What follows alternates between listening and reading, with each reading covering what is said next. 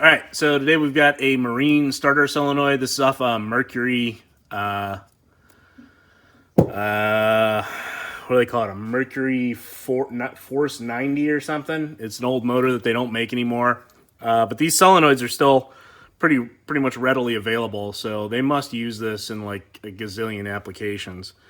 12 volt, and I'm assuming that 8D is maybe a 80 amps through here. So not a very big starter solenoid. Marine SAE J1171. So that's whatever standard it's up to. So it looks like we're going to have to... So what happened with this guy is the one of the terminals broke off when I went to work on it.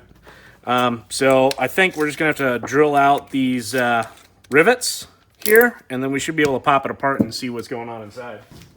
Don't want to damage my pristine work cloth here.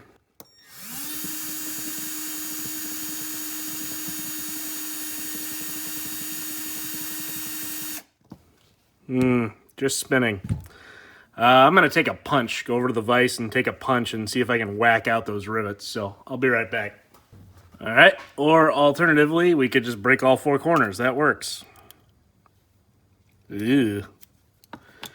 All right. We have what appears to be a cork gasket, which is interesting because in a marine environment, I would think you would want something that's not going to absorb rubber. I'm thinking of rubber gaskets. You would want something that's not going to absorb the stuff that's wet that's around the boat, water. And as you can see, it definitely was, based on how corroded this was underneath here. So that seems like a poor design choice at best. And then we've got...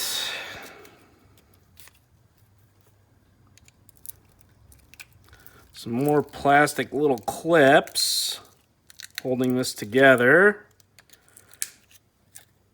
Okay. Everything's sorted out here. Got a piece of metal. Got plastic.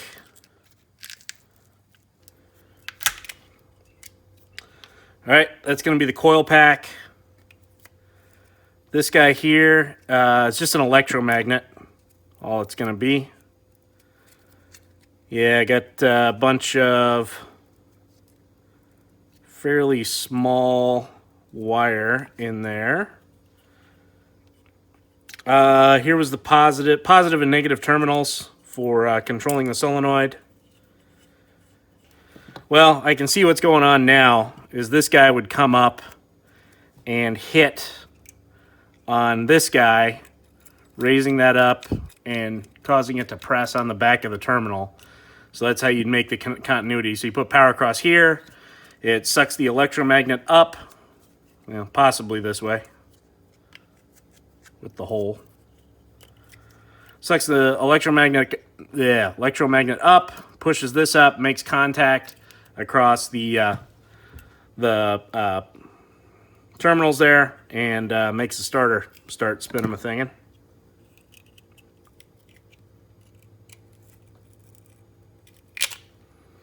So these inner layers look like they were chromed at one point, so that's good. At least there was some mitigation for moisture, which you would assume in a marine environment.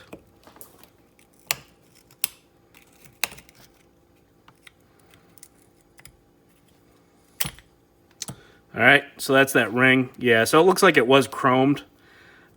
This has probably been on the boat for... I would guess at least 25 years.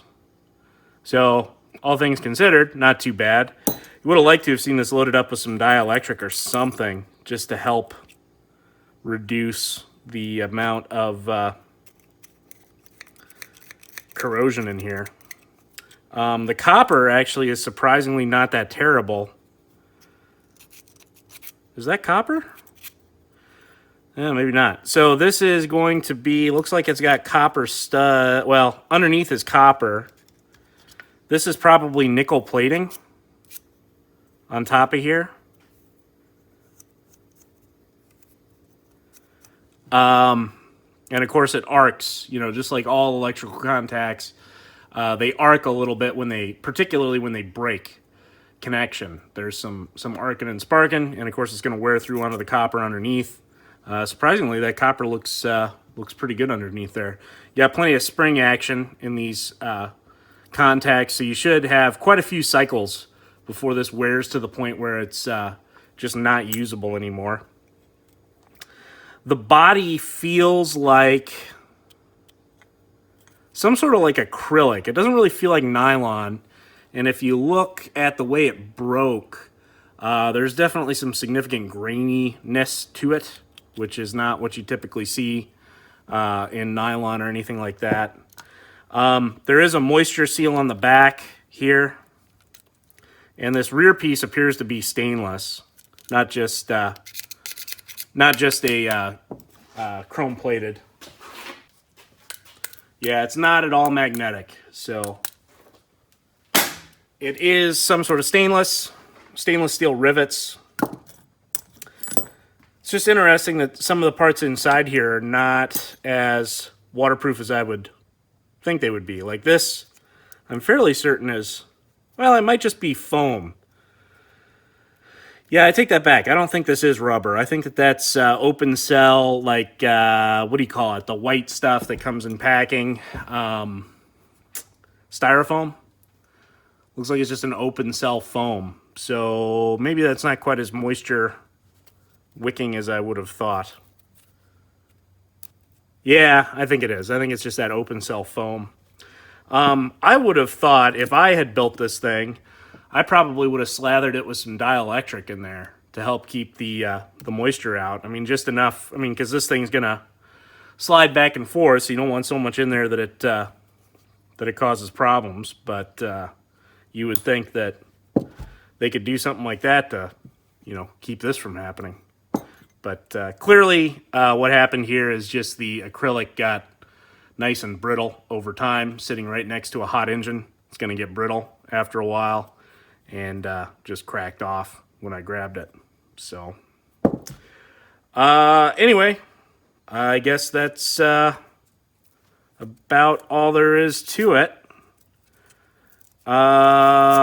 This is the solenoid winding. I don't think there's really anything interesting to look at there. Other than, looks like this is just nylon around the outside here. Feels like 25-year-old nylon. Ugh, man. But, yeah, so there you go. Thanks for watching.